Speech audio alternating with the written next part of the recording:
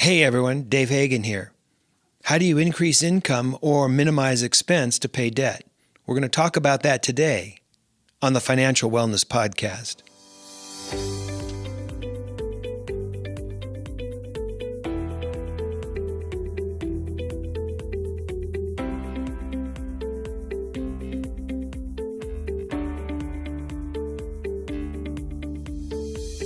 Welcome to the Financial Wellness Podcast, Dave's weekly message to keep you on your path to the financial success.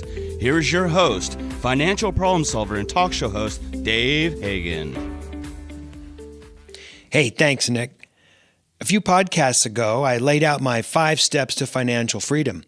For those of you that didn't hear, these steps are 1, get rid of the cards, 2, know your flow, 3, eliminate debt immediately, 4, create an emergency fund, and 5, put 15% into retirement. Today, we're still talking about step number 3, eliminate debt, but this is the second of 3 podcasts on the topic. Last time we talked about 3 different methods to pay off debt. We also talked a little bit about the psychological aspects of paying off debt. Today, I want to talk about ways to increase income and reduce expenses.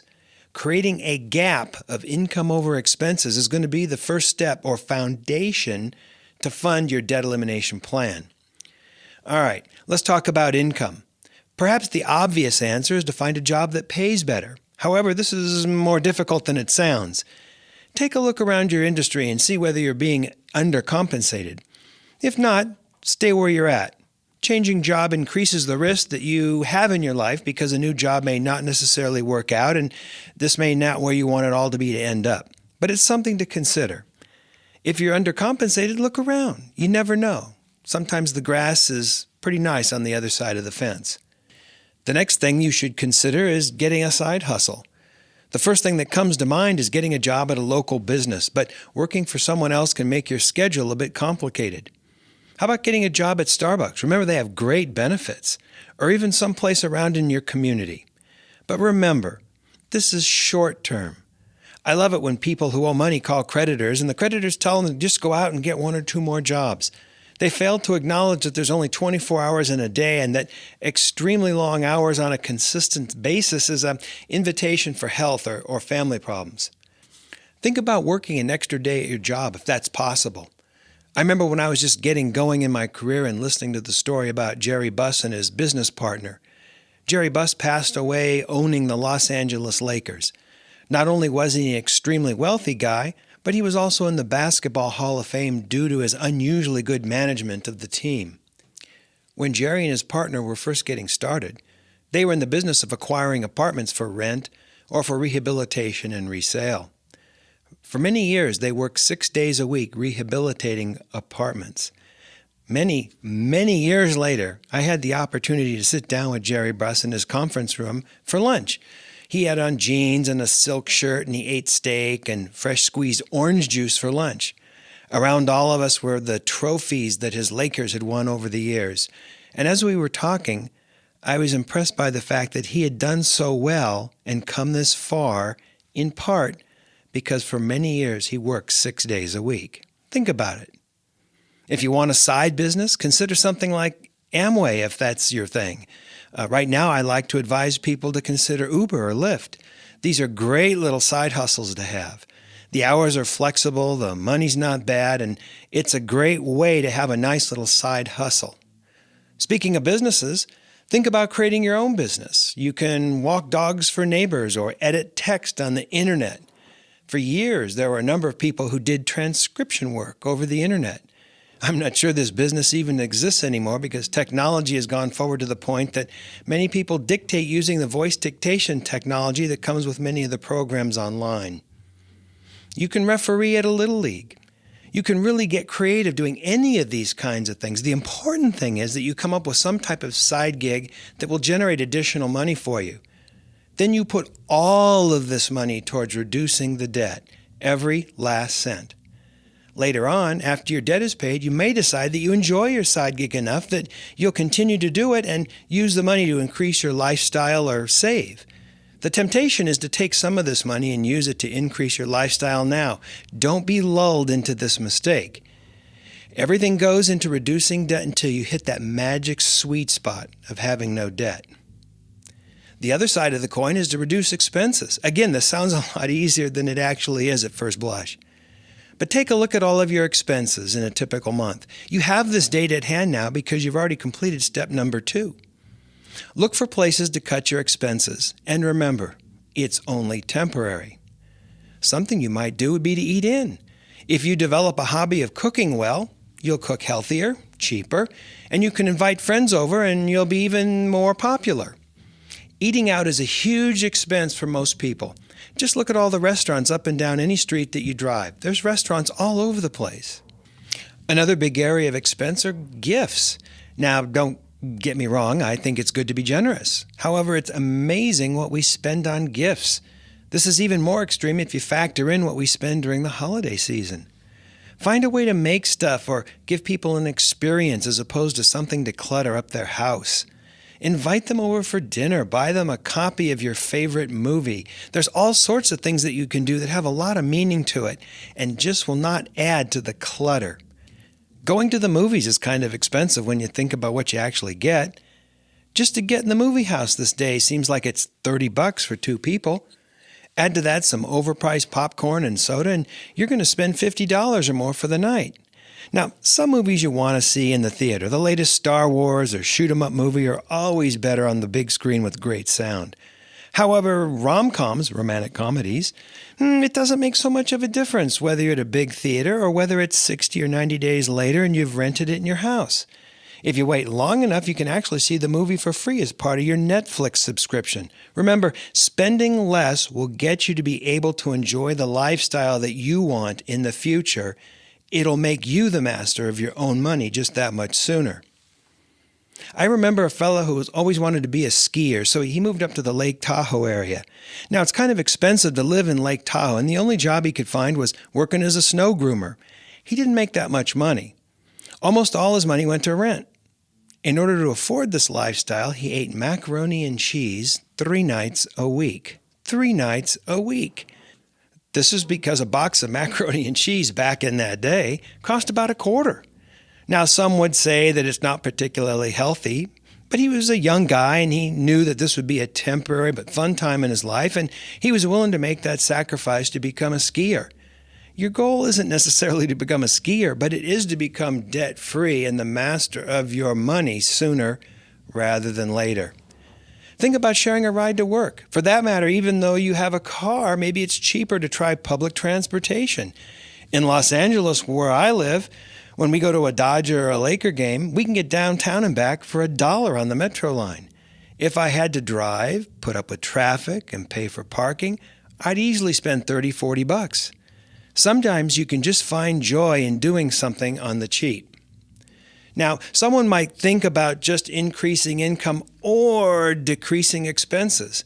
Here's something radical. How about both?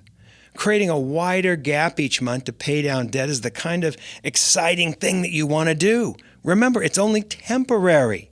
This period of your life may only last for a year or 2. If you really get committed and crazy about it, you can have all your debt paid off in maybe 18 months. Have fun, be creative, and remember, it's only temporary. This is Dave Hagan, and you're listening to the Financial Wellness Podcast. You've been listening to the Financial Wellness Podcast, Dave's weekly message to keep you on the road to financial success. If you'd like Dave to answer any of your questions, email them to dave@davidrhagan.com. If you like the podcast, you can subscribe to the podcast by hitting the subscribe button in your app. You will automatically get a reminder each time Dave uploads a new episode. Or you can use the app to share this episode with your friends and family. Let's listen in now as Dave answers some emails. All right, we're back. Nick, you got some emails for me? Let's solve some problems. Okay, so I have an email from Steve. It says, Dave, should I buy or lease a car? Which is better? Neither. It's better to own a car rather than buy it or lease it. Let's break that down, unpack it a little bit. If you lease a car, you don't have to make a down payment typically. You're basically renting the car from some third party, from some corporation. So your monthly payment's going to be less, and you don't have a down payment typically. But at the end of the lease term, you owe nothing. You turn the car back in. So you can drive around a nicer car for less, but at the end of the term, you're done. And in fact, sometimes they'll even want you to pay for dings and scratches and stuff like that to the car. If you're over mileage, they'll charge you. So you actually have to pay some money to get rid of the car. With a purchase, you've got to pay some money up front, 10%, 15%, whatever it is, and you make a monthly payment. And the monthly payment's a little more, so you can afford a little bit less of a car. But at the end of the term, you own the car. Now, what I like is when the car is done being paid for, now you don't have an acquisition cost for a car. I consider those the money years. That's when you drive around, you don't have that payment, and you can bank that money and drive that car until it falls apart. Those are the money years after you've paid for it. And when it no longer starts, well, then you go out and get another car. Or better, rather than buying a new car with payments, you use the money that you've saved up in the money years to purchase the new car for cash. That's the power way to do it. Paying cash for a car. So lease, rent, I don't know. I don't like either particularly. I like to own. Walk out, get a car for cash and own it, and then start saving for the next one. That way the interest is going to work for you, not against you. Just my thought. Next question. All right, Dave. So we have a question from Lance. It says, Mr. Hagan, I hope you answer this one on air. I recently went to Las Vegas and lost about $25,000 betting. I don't have the money to cover. Do the casinos still collect the final marker, if you know what I mean? Also, I went to a gentleman's club and ran about a $10,000 tab, which I put on my credit card. Do you have any suggestions? Lance. Yeah, Lance, don't go to Vegas no more. Oh, my God. They like you too much. You're too good of a customer. No, you really need to think about that. Let's talk about the gambling side of your question first. No, the casinos don't collect the final marker. No one shows up and breaks your legs. It's a different day. It's a different era in Vegas. It's very different than maybe it was 20, 30, 40 years ago. But if you sign a marker for chips, a marker is seen as a check. And under Nevada law, not paying a check or not paying a marker is a felony. So the district attorney is going to come after you for a felony. So they're not going to break your legs, but they're using the government to collect the money so you don't do a felony beef. You got to pay them. You got to pay them. You got to hand it to the casinos. They're using the district attorney to do what the good fellas used to do for them. You got to pay that. So get that thing paid off and don't go back. Now, the Gentleman's Club is a whole different deal. You ran up a tab and I'm assuming you put it on your credit card, right, Nick? Yeah. Yeah. It says he put it on his credit card. All right. So now you're going to get this $10,000 tab. First of all, you shouldn't be using your credit card if you're at a Gentleman's Club, and especially if you've been drinking. But golly, what can you do? You're going to have to pay the credit card. If you dispute it, now you're going to have a beef with the Gentleman's Club, and that can turn into kind of a higher profile kind of thing with your family and that. So maybe you don't want to do that. One thing you can do is call the club and just say, look, I want to settle it out. If you come up with cash, they might give you a little bit of a discount. They don't want you to dispute it. They don't want the beef. They want it to stay low key. So you might be able to work something like that. But wow, after that, you gotta stay away from that. And another thing, in these gentleman clubs, or even in these dance clubs in Vegas and even in LA and other parts of the country, I see people ordering like $300 bottles of vodka. And some person comes over, a gal typically will come over and bottle service, and they put a little light on it, and they pour a little vodka drinks or whatever it is. And people are paying like $300 for a bottle of vodka, for goodness sakes. Dave, I hate to say it, but that's on the cheap side. They're going from like $500 to $1,000 typically in LA nowadays. Wow, that shows you how square I am. Nick, we got to get you out of those clubs. You're spending too much money, my friend. Oh, my goodness. But who does that? go to Costco and buy a big bottle of Grey Goose. And when you go to one of these clubs, drink a glass of water, drink a glass of mixer or whatever it is. I cannot believe that people continue to spend that kind of money at the clubs and walk away with nothing. I mean, I guess you have a good memory, or to the extent you can remember. It's a lot of fun, but it continually surprises me. Let's do one more. We got time for one more? Yeah. So someone who shares a similar name, it says, from Dave. Dear Dave, why are you such a credit card hater? I'm not a credit card hater. I think they have their place. It's just that they're too prominent. They're used too often. I think they're misused too often. So I'm not a hater. I think that credit cards have a place. It's easy to buy something online. It's easy to get a tow. It's if you travel, it's easy to rent a car. They certainly have their place, and certainly, I'm a believer in free speech, and people ought to be able to advertise and do whatever they want to do. But this consistent crush of commercials, like during football games, for example, card after card after card. And people that are well known, I mean, really talented actors and comedians, and they're pitching the cards, and I'm looking at that going, wow, I hope they're getting a whole lot of money for doing this. But they encourage people to run up debt. I remember a credit card commercial where a couple's luggage got lost, and they said, hey, but they didn't lose our credit card, and they ran off to Greece for 2 weeks. Who does that? Nobody does that. They're selling an image. They're selling a lifestyle. They encourage people to run up that debt, and it's very, very dangerous. Remember, there's about $1 trillion in credit card debt, running off interest at an average of 17.5%. That's a really dangerous pot of money to be sitting in, or to have a piece of that. And I just encourage people to not be part of that, to be part of having cash in your pocket, not your credit card in your pocket. So, no, I don't think I'm a hater. I think I'm a warner.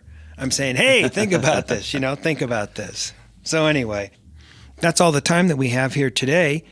This is Dave Hagan, and you've been listening to the Financial Wellness Podcast.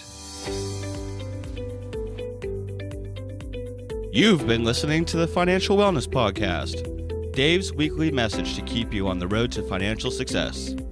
If you'd like Dave to answer any of your questions, email them to dave@davidrhagan.com. Until next week, this is your announcer, Nick Appel, wishing you every financial success.